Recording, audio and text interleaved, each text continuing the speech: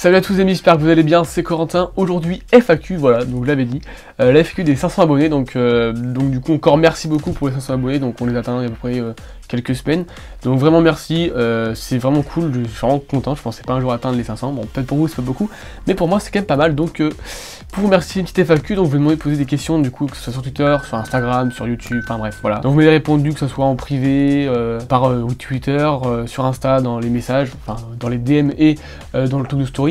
Je vais y répondre, donc vu qu'il y a pas mal de gens qui m'ont posé beaucoup de questions, du coup je mettrai pas les noms de qui m'a posé la question, parce que bah on s'en fout, et nous c'est nous intéresser des questions et pas savoir qui nous les a posées, et vu que beaucoup de questions sont revenues souvent, bah comme ça, je généralise un petit peu. Donc, première question qui est, je pense, très bien pour commencer. Qu'est-ce qui t'a donné envie de faire des vidéos sur YouTube? Donc, faut savoir que je faisais des vidéos depuis... des vidéos. J'ai commencé vraiment j'ai commencé sur YouTube en 6ème, ouais, fin 6ème, début 5ème, donc j'étais jeune quand même. Mais c'était des vidéos plutôt sur Minecraft, tout ça, parce que bah j'avais... en fait, je faisais des vidéos sur ce que je pouvais. Donc j'avais un vieux HP... tout pourri. Ma première vidéo c'était comment jouer à Minecraft, voilà, ça m'amusait. Donc je filmais, je mettais un iPad en fait. Alors au tout début je filmais pas l'écran, je mettais un iPad sur un gros machin en bois et je mettais pour caler l'écran. Ça c'est ma toute première vidéo. Elle est plus disponible parce que bah, j'ai supprimé la chaîne, parce que j'ai beaucoup de chaînes, et après j'ai vraiment commencé la tech du coup je pense en 2017 sur les tutos, parce qu'au début ma chaîne c'était surtout sur des tutos et des astuces, et du coup j'avais créé une chaîne, elle s'appelait Tuto Astuces.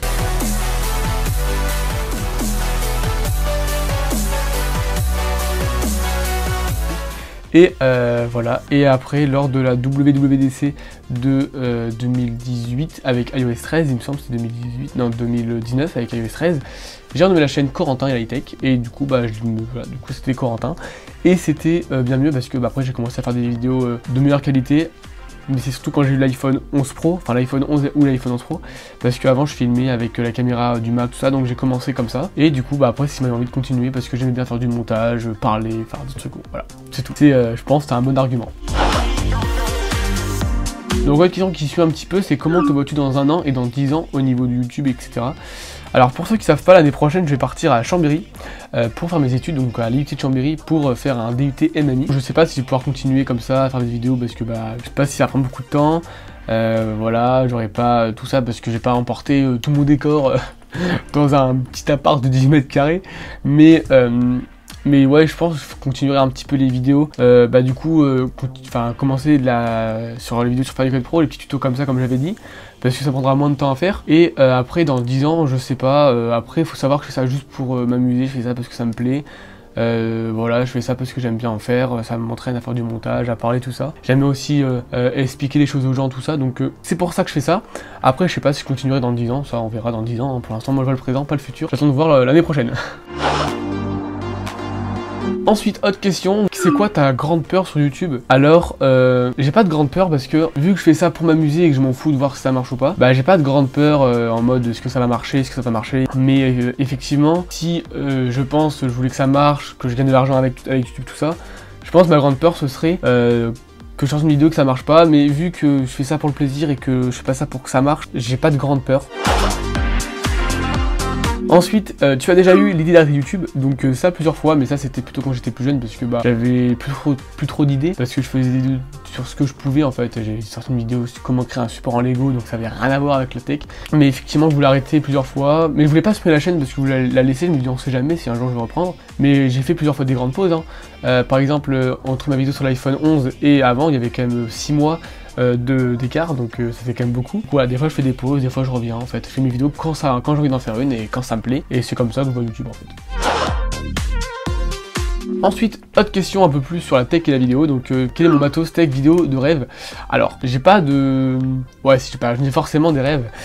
Moi, en vrai, mon matos tech, enfin, ou de vidéo, on va plutôt parler matos vidéo, mais mon matos vidéo de rêve, du coup, ce serait d'avoir, du coup, ouais, on va parler du coup du setup, on va dire, ce serait d'avoir, du coup, un MacBook Pro. Parce que pourquoi pas un M1, celui que j'ai là parce qu'il est excellent.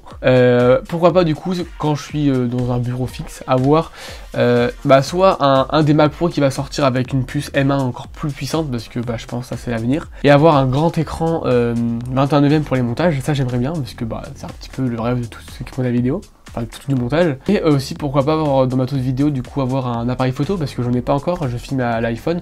Bon ça me suffit largement pour ce que je fais et puis je m'y connais pas beaucoup en vidéo mais pourquoi pas apprendre parce que c'est un truc qui m'intéresse beaucoup. Et après en vidéo aussi avoir le tout dernier drone de chez DJI, donc un Mavic Pro, un Mavic Pro 3, je sais pas si on se passe dans quelques années, parce que là en ce moment j'ai un Mavic Air qui est très bien. Voilà, mais vu qu'on est de rêve, autant pousser le truc encore plus loin. Ensuite, autre question, quel est ton matos actuel? Donc, enfin, mon matos vidéo actuel. Donc, avant, j'avais du coup un iMac 2013, donc j'ai changé pour un MacBook Pro M1 que j'ai actuellement. Je vous en ai fait une vidéo, mais je pense que je sortirai une vidéo sur ce Mac là après 6 mois en montage, parce que 1 mois c'est bien pour tester, mais 6 mois c'est quand même beaucoup mieux, parce que 1 mois c'est rapide quand on y pense. Donc pour revenir à la question, du coup j'ai un MacBook Pro, donc la config c'est 16 Go de RAM, 512 Go SSD. Donc avec la puce Apple M1, donc c'est un 13 pouces en gris sidéral, parce que pour moi le gris sidéral c'est quand même vachement plus stylé que le argent. Et puis j'avais un iMac qui était argent et j'ai un peu changé, et la couleur en gris sidéral c'est quand même assez stylé. Moi j'aime bien, j'adore cette couleur, donc j'ai celui-là. Ensuite, pour comme caméra, actuelle j'ai l'iPhone 11 Pro, donc je filme avec l'iPhone 11 Pro qui est sur un stabilisateur, donc c'est un DJI Osmo 3, Osmo Mobile 3 plutôt. Et en micro, toujours le même, le micro que je vous ai présenté. Alors non, c'est un autre celui-là, c'est un autre, parce que j'en ai eu un autre, donc du coup j'en ai deux, du coup j'utilise celui-là parce que je trouve qu'il a une meilleure, je trouve. Et après c'est à peu près tout, je réfléchis, du coup après, ouais, en vidéo du coup j'ai mon DJI Mavic Air qui, je sais pas où, mais en tout cas il est quelque part. Et après je réfléchis, c'est à peu près tout.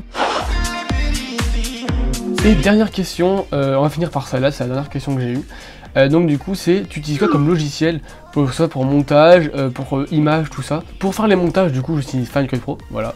Pourquoi Final Cut Pro et pas Adobe ou quoi? Parce que tout simplement j'utilise depuis des années, ça fait depuis que je suis en 5ème que j'utilise. Comme mon père avait un Mac, du coup je lui ai emprunté plusieurs fois pour utiliser ça parce que j'adorais faire ça. J'ai eu mon iMac en 2016, du coup depuis, j'utilise que ça depuis 2016 on va dire, vraiment depuis 2016 j'utilise vraiment beaucoup. Et parce que en fait je trouve ça, j'ai testé un petit peu Premiere Pro parce que j'ai un peu pris en main pour l'année prochaine, tout ça, parce qu'on va beaucoup l'utiliser. Et j'ai testé, pour moi c'est... Premiere Pro est vraiment bien, je pense, pour ceux qui sont vraiment professionnels, vraiment très complet. Mais Final Cut Pro, je trouve qu'il est bien parce que quand on débute, il est ultra facile à utiliser. Et même en tant que pro, il est ultra facile et il est quand même assez complet.